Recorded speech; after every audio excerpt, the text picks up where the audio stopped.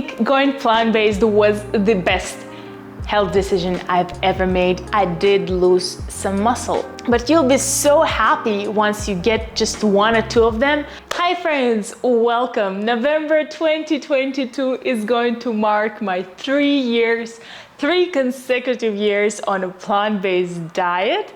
And I've experienced some good things, some upsides of the plant-based diet and some downsides of it. I actually went on a plant-based diet twice, the first time being not so successful, and yet here I am again. And so far so good, and I just wanted to share my experience with you. And I also had a poll on the channel asking you for how long you have been vegan on a vegan diet or on a plant-based diet. And most of you are within 1 to 5 years, so we are in the same cohort kind of.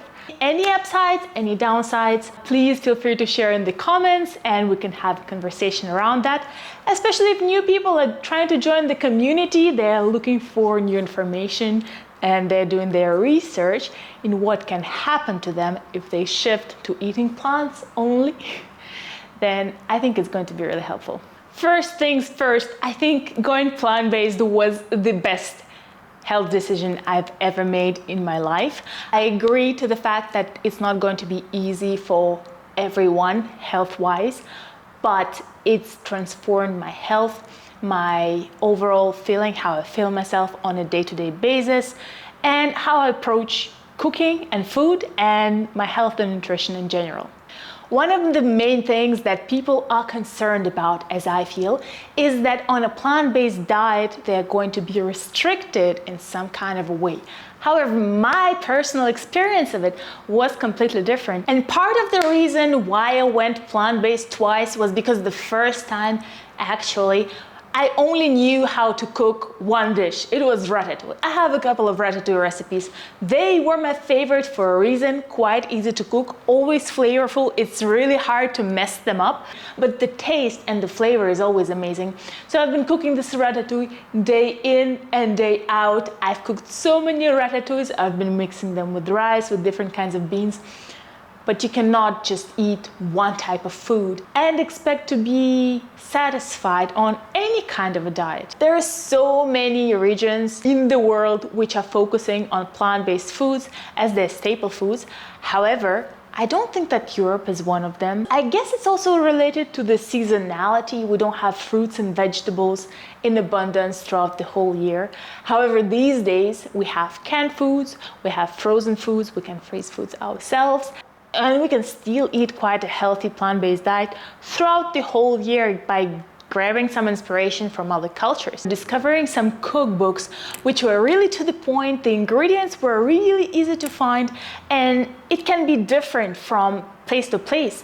If I live in any place and I'm finding a cookbook, it's really hard to find the ingredients. So for example, here in Dubai, I would expect that it will be easy, relatively easy to find most of the ingredients, but the prices will vary quite a lot.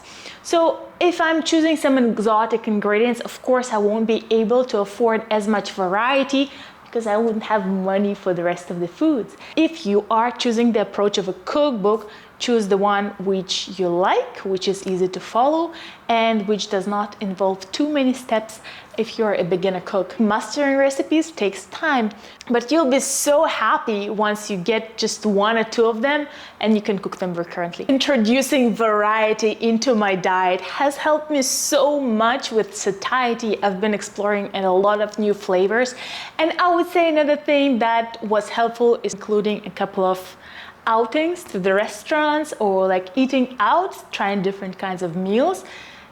From time to time, not every time, because I still like cooking at home and I still believe that this does yield significant, tremendous health benefits. But still, you can go out and try new foods. And this variety, together with plant foods being typically less calorie dense and more nutrient dense, it has made my weight management so much easier. I have had my fair share of struggles with weight. You seem to be so fixated on the weight, on the calories of what you're eating, that it steals the joy out of food, and you seem to be only tied to the foods which has the least amount of calories and sometimes the least amount of satisfaction. With plant-based foods, it's way easier to plan around volume and be satisfied with what you eat in terms of the volume. And even if I put on some weight, which happens, it doesn't really matter. It comes off quite easily as long as I'm just adjusting my nutrition and activity levels.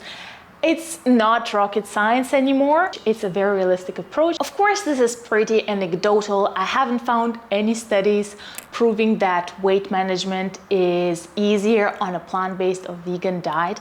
However, this was my case.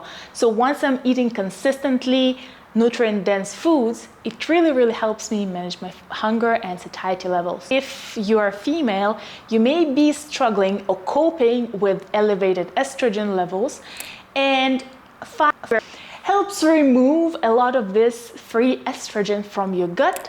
So this is another health benefit. And speaking of the female health, I'm sorry if you're not a female, my periods have become way less painful. 11 months out of 12, I did not experience any kind of soreness, any kind of cramps throughout the year within any of my cycles. And this is just amazing, because previously it was heavy, it was painful, it was pulling me apart. If you have issues with legumes or with any kind of fibrous foods, you can also try incorporating a little bit more processed versions of plant-based foods. Like, for example, you can swap soybeans or legumes with tofu. You can have pasta, peanut butter, peanut protein, any kind of protein powder, if it works for you. And this is going to remove those fibrous components from the food mass that you're eating, and it's going to make your digestion easier, and also it will increase the bioavailability of protein. If you do not rely heavily on processed foods, then your diet is likely to become cheaper, especially if you take advantage of batch cooking. Batch cooking is going to completely change your budgeting game. You can save so much money by just batch cooking legumes, grains, so on and so forth, and eating whole food produce. If you don't make it expensive, I mean, it doesn't have to be expensive. It can get expensive though if you're buying, let's say, plant proteins. If you know a good plant-based protein without the overpowering like sugar taste or the sweetness, please recommend some, please. And speaking about exercise and training, the first time I went plant-based, I did lose some muscle, at least some muscle volume. I'm not sure if it was water, which I doubt, or maybe I wasn't just under eating protein, but you should be considering those kind of factors quite carefully if athletic performance is one of your concerns. And by the way, protein does not only mean being strong and muscular, it also means other things, that you can secrete enzymes, that you can secrete hormones, that your immune function is functioning well, that you can produce blood cells, that you can grow hair and nails. And apart from the fact that I think I did, at least my body, my muscles looked less voluminous.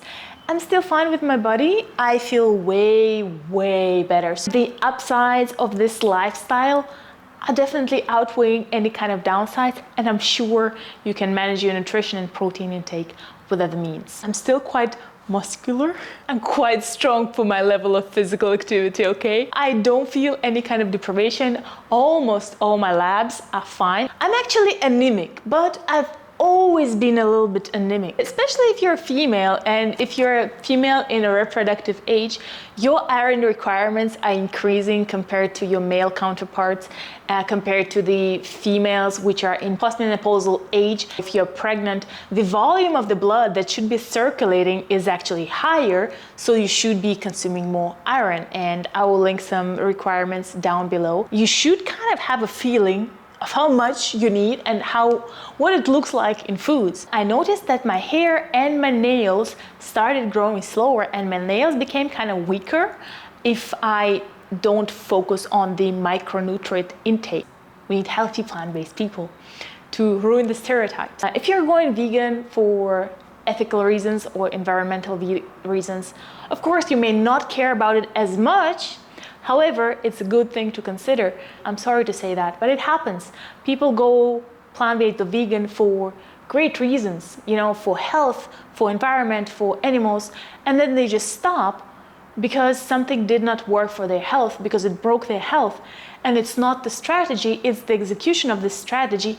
Of course, you need to supplement with B12. It's my 3rd year. I started supplementing with B12 on my 2nd year.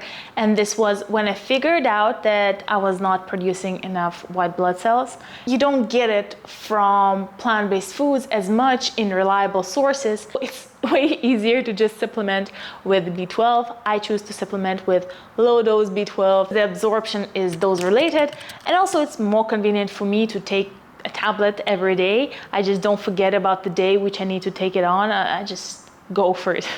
And finally, sometimes any kind of community gets toxic, including vegan and plant-based community.